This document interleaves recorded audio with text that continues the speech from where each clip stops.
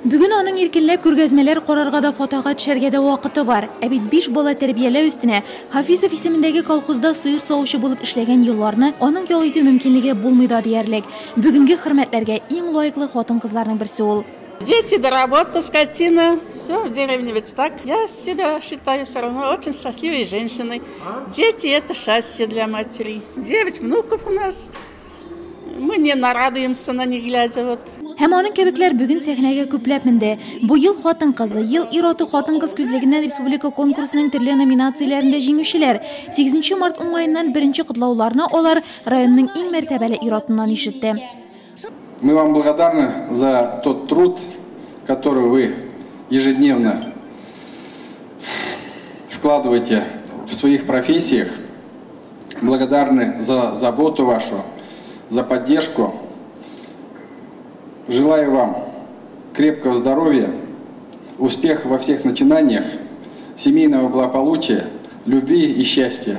Күп балалы әниләр, үз эшләрен уңышлы җитәкләүче эшмәкәрләр, төрле вазифаларда хезмәт куючылар, шул ук вакытта үз гаиләләрендә бер дигән итеп алып баручылар бүген Нурлатның күзәл затлары үсеп килүче буынга яшәү үрнәге күрсәтте. С 1996 года работаю оператором машиноводоения. Профессия мне очень нравится. Построили у нас хороший комплекс на 400 мест поголовья. Я считаю, что я счастливая женщина. Спасибо, что оценили наш труд. Хорошая семья, работа. Рядом всегда близкие люди. Хасаншину Гульнас Минзагитовну, начальник службы новостей Нурлатского телевидения. Ваши бурные аплодисменты, инициативная, творческая личность. Передачи с ее участием посвящены событиям жизни молодежи нашего города и района.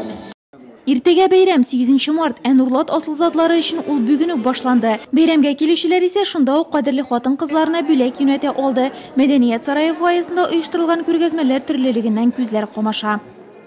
Мы предлагаем милым женщинам, нашим мамам дорогим, подругам, сотрудницам декоративные изделия из дерева. Также вот предлагаем вам салфетницу. Можно подарить любимой мамочке.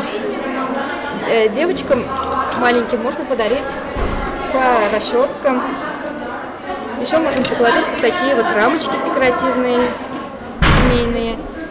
Еще бабушкам можете подарить вот такие корзиночки, конфетницы.